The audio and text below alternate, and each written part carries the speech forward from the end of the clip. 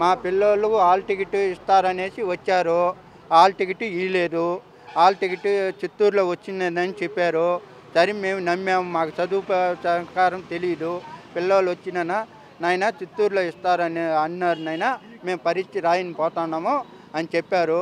సరే పరీక్ష రాసేసి వస్తానే మేము అడిగినాము, మీ బెంచ్ కాగితం మీరు రాసిండేది పేపర్ ఇస్తారు కదా నాయన, ఆ పేపర్ మాకు చూపించండి అంటే దానికి ఉండుకొని మేము రాయలేదు నాయన, ఈ మాత్రం మమ్మల్ని 9 మందిని బస్సులో పెట్టేసి ఉండేవాళ్ళని రాయిపించి ఈ మాత్రం మీ తల్లిదండ్రులు అడిగితే రాసినామని చెప్పండి అని చెప్పి మబ్బపెట్టి తెచ్చి వదిలేసి పూశారు.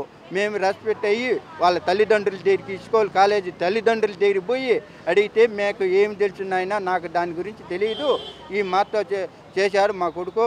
అయ్యా మీ కొడుకు మేమేమి అనము, వచ్చి మాకు మా పిల్లకాయలు భవిష్యత్తు రాస్తారా దానికి ఏం సమాధానం చెప్తాడో వచ్చి ఇక్కడ మాట్లాడమనేసి వచ్చేసాము.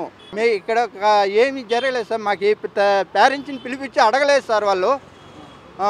వాళ్ళు రెస్పెక్టే అవ్వలేదు. వాళ్ళకి ఐవర్లు అడిగితే మాకేం సంబంధం అంటా ఉన్నారు సార్. అన్నీ రాయిపించేసినాం సార్. పోలీస్ స్టేషన్కి కూడా కంప్లైంట్ ఇచ్చాము sir. T Chandrashekar, T Sai Mohan కొడుకు. కాలేజ్ మ్యాపింగ్ అయితే ఇక్కడ లేదండి. ఇది పెనుమూరు దగ్గర అని చెప్పారు. యాక్చువల్గా ఇక్కడ వచ్చి కాలేజ్ రన్ చేస్తా అక్కడ మ్యాపింగ్ అనేది ఉందండి. మాకు తెలీదు.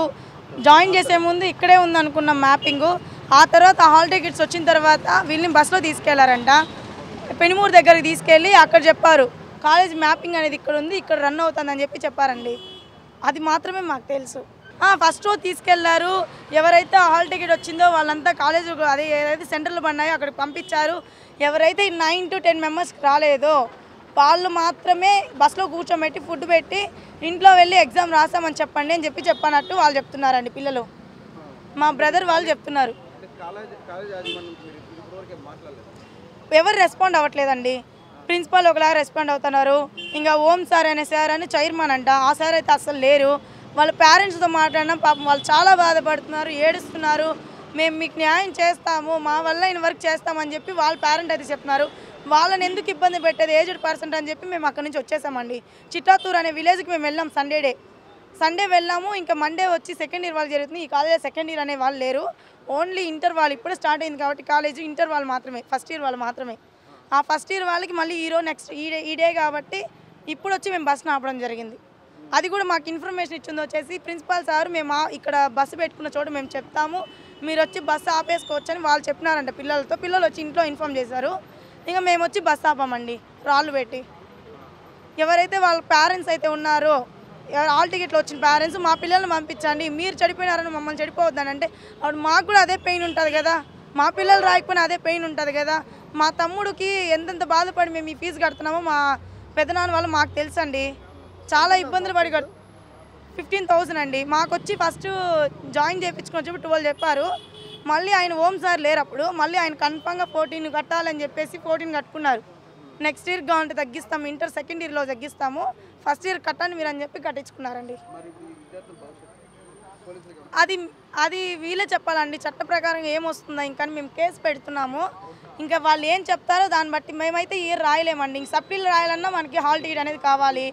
ఇంకా వాళ్ళు ఓపెన్ రాసుకోండి. ఇన్ని రోజులు రెగ్యులర్గా వచ్చి పిల్లోడు రెగ్యులర్ కింద రాయకుండా ఓపెన్ రాయాలంటే అది ఇంట్లో కూర్చొని మేము రాయిపించుకుంటాం కదండి. ఊరికైనా పాస్ అయిపోతాడు కదా, మేము ఏదో ఒకటి చేసుకొని ఉంటాం కదా.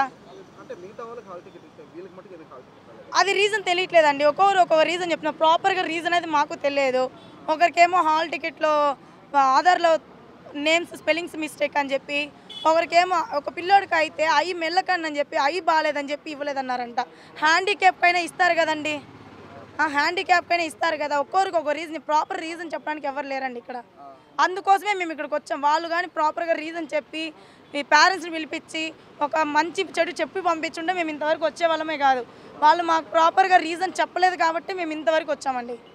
మేము ఇక్కడికి వచ్చి ఇష్యూ క్రియేట్ చేయడం జరిగింది. ప్రెస్ వాళ్ళకి కాల్ చేసి ఇంకా పోలీస్ వాళ్ళు వచ్చి అలా జరిగింది. సాయి మోహన్ వాళ్ళ సిస్టరు మనీషా అండి. ఎడ్యుకేషన్ సిస్టమ్ ఎంత నిర్లక్ష్యంగా ఉందని చెప్పడానికి నిదర్శనం ఇది. పెనుమూరు దగ్గర కాలేజ్ తీసుకొని ఇక్కడ ఇచ్చినటువంటి చూడండి, first acknowledgement SC junior college అని ఇచ్చాడు, దాని తర్వాత బిల్లు ఏమో ఓం ఎస్వీ కాలేజ్ అని ఇచ్చాడు.